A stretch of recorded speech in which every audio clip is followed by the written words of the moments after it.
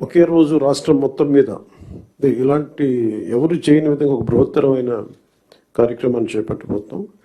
ఒకే రోజు రాష్ట్రం మొత్తం మీద 13,326 గ్రామ పంచాయతీల్లో ఉపాధి హామీ పథకానికి సంబంధించి రాష్ట్ర చరిత్రలో ఇప్పటివరకు ఎవరు చేయని విధంగా చిత్తశుద్ధితో గ్రామ సభలను ఏర్పాటు చేసి గ్రామ సభ రెజల్యూషన్స్ చేయడం జరుగుతుంది.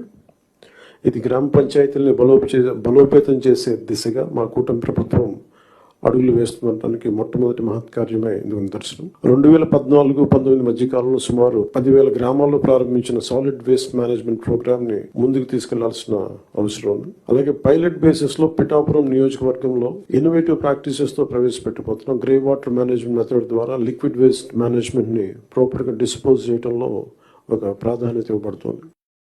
స్వచ్ఛ భారత్ మిషన్ మరియు ఇతర కార్యక్రమాల కింద నిర్మించిన ఇండివిజువల్ హౌస్ హోల్డ్ టాయిలెట్స్ని ODF+ చొరవ కింద మెయింటైన్ చేయబడతాయి. అలాగే హౌస్ హోల్డ్ లెవెల్లో సేఫ్ డ్రింకింగ్ వాటర్ అందించడానికి మేము JJM జల్ జీవన్ మిషన్ కింద ఆగస్టు 15, 2024 నాటికి పల్స్ సర్వే నిర్వహిస్తున్నాం.